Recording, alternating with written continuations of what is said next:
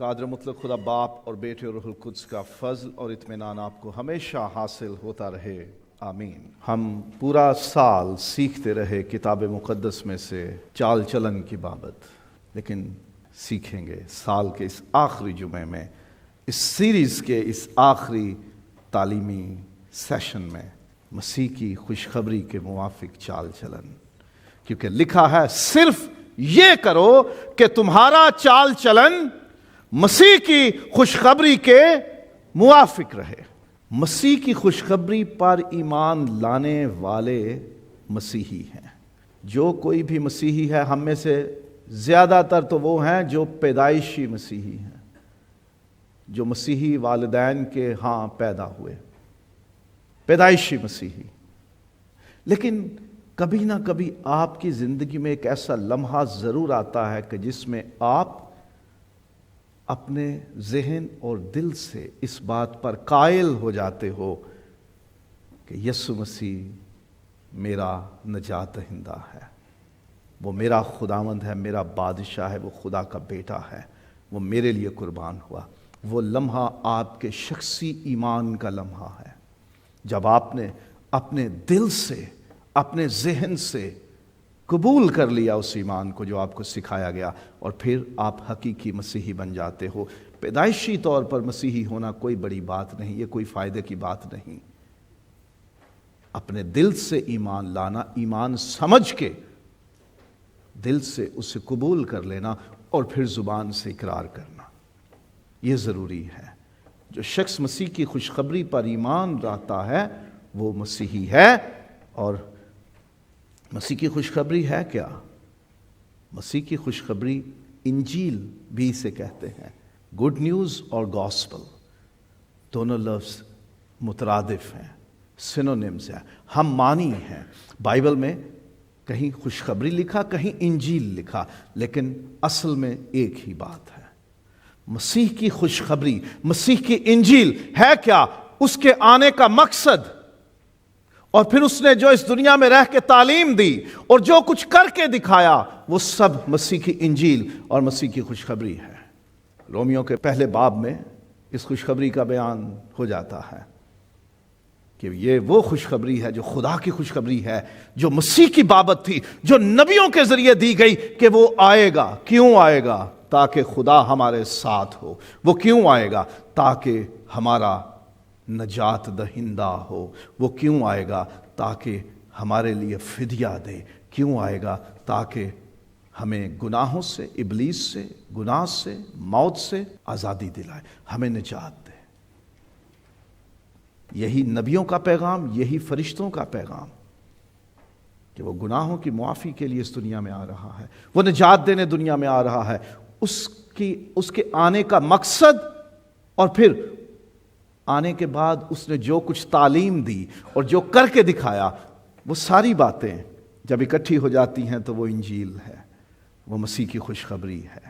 جو اس پر ایمان لے آتا ہے کہ یسوع کیوں آیا، اور اس نے آ کے تعلیم کیا دی، اور اس نے کام کیسے کیے، اس نے کیسے زندگی گزاری، جو کوئی ان باتوں پر ایمان لے آتا ہے، جو ان باتوں کو قبول کر لیتا ہے، اپنا لیتا ہے، وہ مسیح کی خوشخبری کو، اس کی انجیل کو اپناتا ہے، اور وہ مسیحی ہے۔ اور مسیحیوں کا چال چلن مسیح کی انجیل کے موافق ہونا چاہیے۔ یہ ہمیں فلپیوں پہلا باب اور 27ویں آیت سکھاتی ہے۔ صرف یہ کرو کہ تمہارا چال چلن مسیح کی خوشخبری یا انجیل کے موافق رہے۔ ہم نے ابھی مسیح کی خوشخبری سنی ہے، گزرے دنوں میں منائی ہے، اس کے آنے کا جشن ہم نے منایا۔ ہم بار بار فرشتوں کا وہ بیان پڑھتے اور سنتے رہے ہیں کہ میں تمہیں بڑی خوشی کی بشارت دیتا ہوں جو ساری امت کے واسطے ہے، کہ آج داؤد کے شہر میں تمہارے لیے ایک منجی پیدا ہوا ہے۔ جب ہم مسیحی ہیں، جب ہم نے مسیح کی خوشخبری کو سنا، اس پہ ایمان رکھا، اسے اپنا لیا، اسے قبول کر لیا، اور اسے سیلیبریٹ بھی کر لیا، اس کی خوشی بھی منا لی ہے، تو پھر ہمارا فرض بنتا ہے کہ صرف یہ کرو کہ تمہارا چال چلن مسیح کی خوشخبری کے موافق رہے۔ ضروری ہو گیا ہے کہ جب ہم مسیحی ہیں، جب ہم نے مسیح کو قبول کر لیا ہے، اس کی خوشخبری کو اپنا لیا، اسے سیلیبریٹ کیا، اسے منا لیا ہے، اس کا جشن بھی منا لیا ہے، تو پھر ہمارا چلن اس کے مطابق ہونا چاہیے، اس کے موافق ہونا چاہیے، اس کے وردی ایسا ہو جو اس کے لائق ہو۔ اور مسیح کی خوشخبری کے موافق چال چلن قائدین اور پیروکاروں سب کے لیے ضروری ہے۔ پولس رسول اپنی مثال دیتا ہے۔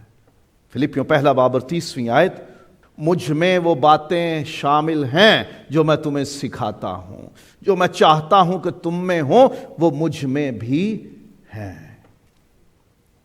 چاہے کوئی لیڈر ہے، چاہے لے پرسن ہے، عام ایماندار ہے یا وہ قائد ہے، لیڈر ہے، کوئی بھی نام ہے عہدے کا، پوزیشن کا، ہر ایک کے لیے یہ ضروری ہے کہ اس کے اندر ایسا چال چلن ہو جو مسیح کی خوشخبری کے موافق ہو۔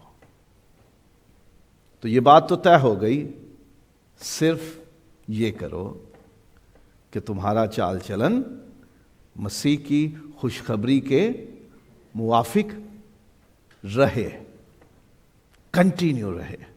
یہ نہیں ایک دن دکھا دیا اور پھر ختم، مستقل رہے۔ اور چاہے لیڈرز ہیں، چاہے کامن بیلیورز ہیں، قائدین ہیں، سربراہ ہیں، بڑے عہدوں پر ہیں یا عام ایماندار ہیں، ہر ایک میں یہ چیز ہونی چاہیے کہ اس کا چلن مسیح کی خوشخبری کے موافق ہو۔ اور مسیح کی خوشخبری کے موافق چال چلن پاک روح میں قائم رہنے سے جڑا ہے۔ ایک روح سب میں۔ ہم نے مسیح کی خوشخبری منا لی، سیلیبریٹ کر لی، دعویٰ کر لیا کہ ہم نے کرسمس منا لیا ہے، لیکن خوشخبری ایک روح میں ہونی چاہیے۔ اور وہ روح کیا سکھاتا ہے؟ حلیمی، عاجزی، فروتنی، ایک روح سب میں۔ اعمال کی کتاب کا 4 باب اور اس کی 32ویں آیت ہے، اور ایمانداروں کی جماعت ایک دل اور ایک جان تھی۔ کئی ڈراموں فلموں میں سنا ہوگا کہ ایک جان اور 2 قالب، کہ جسم 2 ہیں لیکن ان میں جان ایک ہے۔ یہ ہے مطلب کہ کلیسیا بہت ساری ہے، ان کے جسم الگ الگ ہیں، ان کے نام الگ الگ ہیں، ان کے چہرے الگ الگ ہیں، ان کی تعلیم اور پیشے اور خاندان الگ الگ ہیں، لیکن ان سب میں ایک ہی روح ہے، ان کا جیسے ایک ہی دل ہے اور ان میں ایک ہی جان ہے۔ جب خدا کا روح ہم سب میں ایک ہی ہوگا تو پھر ہمارا چلن خود بخود کیسا ہو جائے گا؟ مسیح کی خوشخبری کے موافق۔ اور پتہ خوشخبری بنی کیسے؟ مقدسہ مریم نے کہا، میں کیسے حاملہ ہو سکتی ہوں، میں تو کسی مرد کو نہیں جانتی۔ تو کیا فرشتے نے بتایا کہ روح القدس تجھ پر نازل ہوگا۔ مسیح کی خوشخبری کا آغاز ہی روح القدس کے ساتھ جڑا ہے، اور اس کے مطابق، اس کے موافق چال چلن بھی ایک ہی روح سے جڑا ہے۔ وہ پاک روح ہے، خدا کا روح ہے۔ اگر ہم میں خدا کا روح ہے اور وہ سب میں اگر خدا ہی کا روح ہے تو ان کی سوچ ایک ہوگی، ان کے اندر روح القدس والی سوچ ہوگی، ان کے اندر الگ الگ سوچیں نہیں ہوں گی، ان کے اندر الگ الگ نظریات اور مقصد نہیں ہوں گے، سب کا مقصد گول ایک ہوگا، ہدف ایک ہوگا، سوچ ایک ہوگی، نظریہ ایک ہوگا، راستہ ایک ہوگا۔ اور دیکھیے اس سال کے آخر میں ذرا سوچ لیجئے گا کہ سال بھر ہم نے سیکھ لیا، صرف یہ کرو کہ ایک روح کے تابع ہو جاؤ، کیونکہ وہ چال چلن جو مسیح کی خوشخبری کے موافق ہے وہ یہ ہے کہ تم ایک روح میں قائم رہو.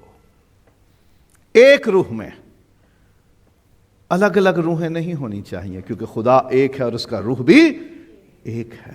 الگ الگ روحیں نہیں ہونی چاہیے. الگ الگ روحیں نہیں، ایک روح. اور یہ روح القدس میں قائم رہنے سے جڑا ہے. روح ایک ہوگا تو چال چلن ایک جیسا ہو جائے گا. اس کا مقصد ایک ہوگا، اس کا راستہ ایک ہوگا، اس کی سوچ ایک ہوگی، نظریہ ایک ہوگا. اور مسیح کی خوشخبری پر ایمان لانے والوں میں منافقت یا ریاکاری نہیں ہوتی. ایک دوسرے کے سامنے تو وہ سو بیوٹیفل، سو کیوٹ، کیا شاندار، بڑا سمارٹ، بہت اچھا. اور جیسے ہی اگلا بندہ تھوڑا سا فاصلے پہ ہوتا ہے تو دیکھا یہ ہے نہیں انج دے. ریاکاری نہیں ہوتی. مسیح کی خوشخبری کے موافق چال چلن میں ریاکاری نہیں ہوتی.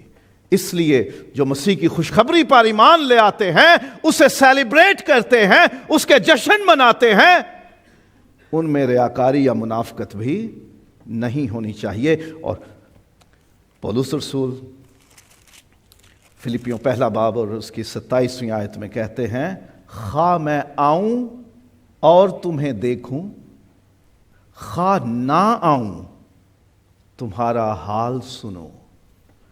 مطلب مجھے دکھانے کے لیے کاروائی نہ ڈالنا. صرف ہم عام انسانوں سے لے کر خدا کے خادموں تک کے حوالے سے ریاکاری کرتے ہیں.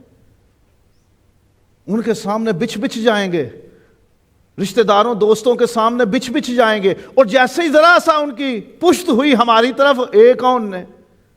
ایک جیسے رہو، کیونکہ جو بدل گیا وہ ریاکار ہو گیا دکھاوے کے لیے. اگر آپ اپنے عزیزوں رشتہ داروں کے مخالفت میں بات کرتے ہو تو ان کے سامنے بھی کرنے کی ہمت رکھو. ان سے کہو میں آپ سے ناراض ہوں، آپ نے یہ کام غلط کیا ہے. اگر کسی بہن یا کسی بھائی کے ساتھ آپ کا دل نہیں ملتا تو سلام دعا کرنے کے بعد الگ ہو جاؤ. کیا ضرورت ہے اس کے سامنے پلال کرنے کی، اس کے بچے کو لے لے کے اس کو لاڈیاں کرنے کی اور بعد میں کہنا دفعہ کر انہاں نو. لیکن ہم نے تو منہ رکھنیاں کرنی ہے. ہم نے تو اپنی شو بازی کرنی ہے. چرچ میں مجھے کوئی برا بھی نہ کہے اور میں کسی کو اچھا بھی نہ سمجھوں. میں کسی کو اچھا بھی نہ سمجھوں اور کوئی مجھے برا بھی نہ کہے. عارف بھائی کے سامنے کیا خوبصورت سلیب پہنی ہے، کیا بات ہے، مجھے بہت اچھا لگتا ہے کہ آپ پہن کے آتے ہو، یہ مسیح کی گواہی ہے. اور میرے منہ پہ آ کے کہنا تساں تے پائی نہیں ہوندی ہے، وکھرے بشپ بنے آ جائے. یہ کیا ہے؟ یہ ہے ریاکاری. انہاں دیاں تعریفاں انہاں دے منہ تے میرے کول آ کے چگلیاں، یہ ہے ریاکاری. ایک جیسے رہو، ایک جیسے.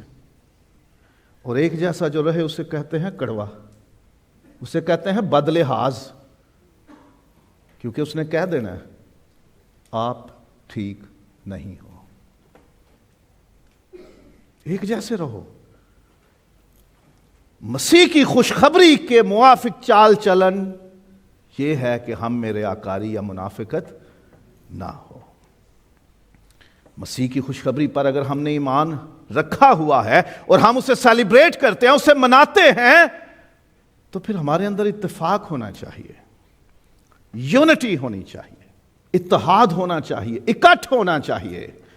پولس رسول نے یہ سکھایا ہے کہ میں خواہ آؤں اور دیکھوں، خواہ نہ آؤں اور تمہارے بارے میں سنوں، تم ایک روح میں قائم ہو اور انجیل کے ایمان کے لیے ایک جان ہو کر، ایک جان ہو کر. اعمال 4 باب 32 آیت پھر سے پڑھیے. وہ سب ایک دل اور ایک جان تھے. سب ایک دل اور ایک جان تھے. ان میں اتفاق تھا، اتحاد تھا، یونٹی تھی. کئی طرح کے طبقے ہم نے بنائے ہوئے ہیں، اختلاف ہم نے بنائے ہوئے ہیں، کئی طرح کی پارٹیشنز، کئی طرح کے گروہ بندیاں ہم نے کی ہوئی ہیں، جماعتیں بنائی ہیں، پارٹیاں ہم نے بنائی ہوئی ہیں، گروہ ہم نے بنائے ہوئے ہیں. ایمان بھی ایک ہے، خوشخبری بھی ایک ہے، جب مسیح کی خوشخبری ایک ہے تو پھر ہم میں بھی یگانگت اتحاد اور اتفاق ہونا چاہیے. جھگڑے، فساد، تفرقے نہیں ہونے چاہیے.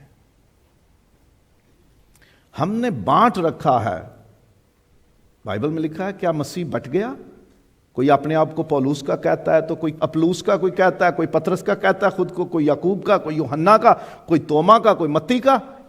کوئی اپنے آپ کو کسی کلیسیا سے جوڑتا ہے، کوئی اپنے آپ کو کسی کلیسیا سے جوڑتا ہے. کیا مسیح بٹ گیا ہے؟ کیا انجیل بٹ گئی ہے؟ جب خوشخبری ایک ہے، انجیل ایک ہے، مسیح ایک ہے، کفارہ ایک ہے، خدا ایک ہے، خداوند ایک ہے، روح ایک ہے، انسان اور خدا کے بیچ درمیانی ایک ہے، تو پھر ہم الگ الگ اور بٹے ہوئے کیوں ہیں؟ ہمارے عبادتوں کے طریقے الگ ہو سکتے ہیں، لیکن ہمارا خداوند تو ایک ہے نا. اس لیے چاہے کلیسیائیں کتنی ہی کیوں نہ ہو، کوئی بھی نام کیوں نہ ہو کلیسیا کا، اس کا انداز، طریقہ عبادت کا مختلف کیوں نہ ہو، ہم ایک ہیں. پتہ جب ہم رسولوں کا عقیدہ پڑھتے ہیں تو اس میں کیا پڑھتے ہیں؟ اس پہ تعلیم ہو چکی ہے. میں شروع کہاں سے ہوتا ہے؟ میں ایمان رکھتا ہوں خدا قادر مطلق باپ پر، جس نے آسمان اور زمین کو پیدا کیا اور اس کے اکلوتے بیٹے. اب میرے آتا ہے، کیا آتا ہے؟ ہمارے. ہمارا خداوند ہے وہ. ایمان شخصی ہے لیکن خداوند سب کا ہے. اور دعائے ربانی میں بھی ہم بطور کلیسیا بڑی تفصیل سے کئی برس پہلے اس پہ تعلیم پا چکے کہ یہ اجتماعی ہے.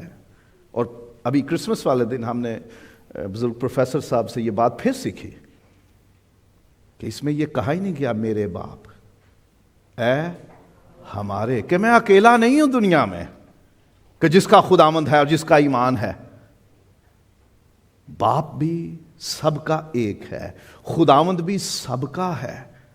اور مانگتے بھی ہم جب دعائیں ہیں یا عقیدہ تو شخصی طور پہ ضرور کرتے ہیں لیکن شامل سب کو کرتے ہیں. ہمارے باپ، ہمارے خداوند یسوع پر.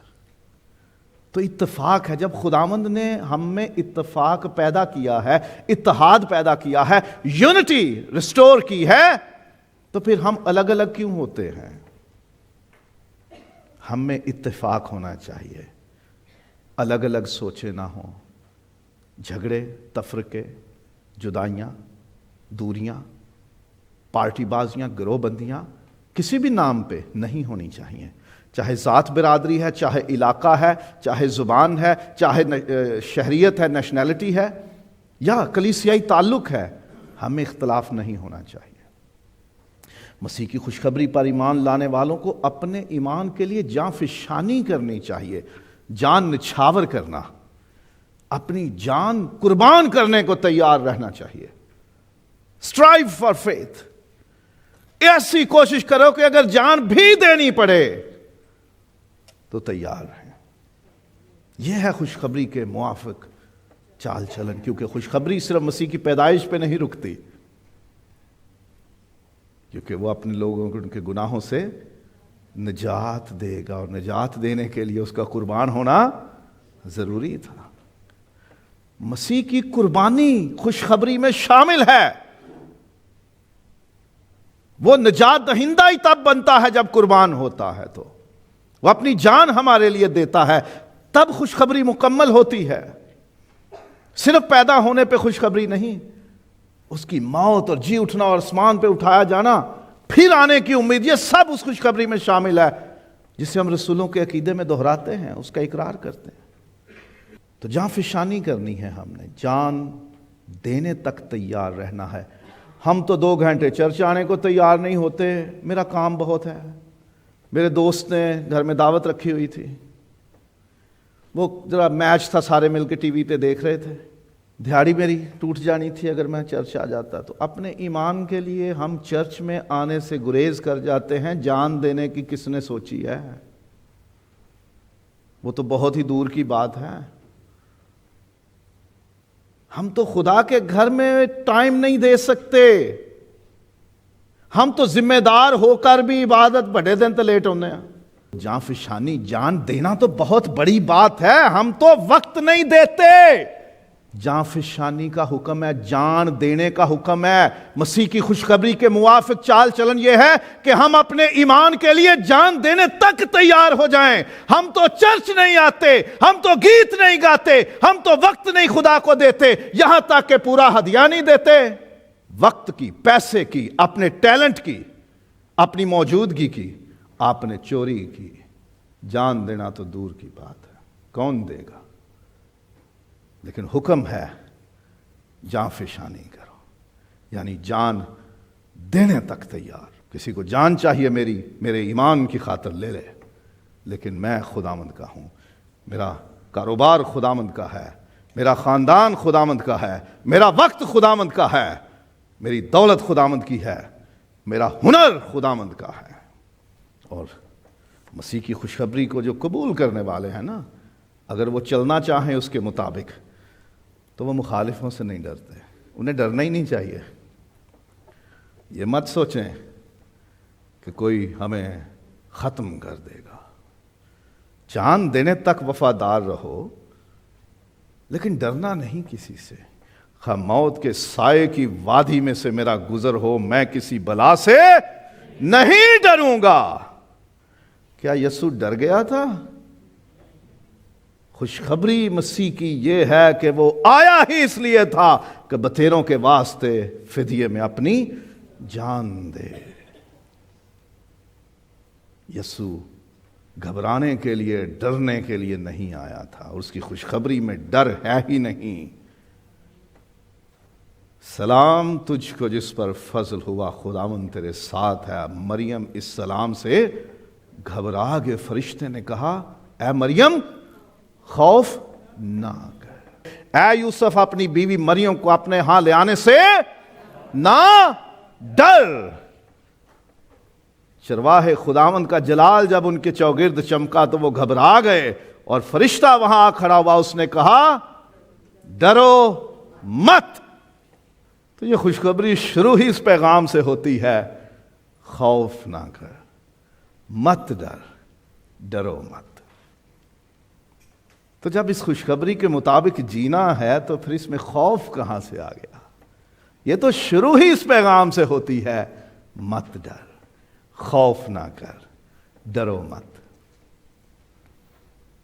خوف نہیں ہونا چاہیے، مخالفت کا خوف نہیں ہونا چاہیے. مسیح کی خوشخبری پر ایمان لانے والوں کو دکھ سہنے کے لیے تیار رہنا چاہیے. کوئی بات نہیں، ہر کسی کی خواہش ہے یہاں سامنے آنا، اونچی کرسیاں، اعلیٰ مقام، عزتیں، گلے میں ہار، میڈل، شیلڈیں، اچھی تعریفیں.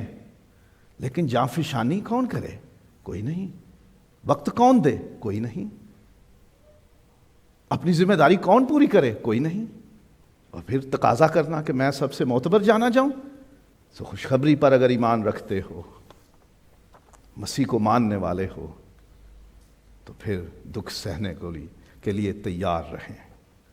لوگ آپ کو دکھ دیں گے، آپ کے بارے میں ناحق بھی بات کریں گے. جب مسیح کی خوشخبری کے مطابق ہمارا چال چلن اپنانے کا ارادہ ہو جائے گا نا، تو ہم دکھ سہنے کے لیے بھی تیار ہوں گے. سو عزیزو، سال کے اس آخری جمعے میں سچائی سے واقف ہو. سچائی تمہیں آزاد کرے گی. مسیح کی خوشخبری سچ ہے، اور وہ ہمارا اپنا آپ ہم پہ ظاہر کرتی ہے. اس خوشخبری کے موافق جینا شروع کرو. صرف یہ کرو کہ مسیح کی خوشخبری کے موافق تمہارا چال چلن رہے. صرف آج نہیں، ہمیشہ رہے. تو خداوند تمہیں قبول کرے گا. تم دنیا میں بھی اس کے اچھے گواہ رہو گے، اور آسمان پر بھی تمہارے لیے بڑا اجر ہوگا.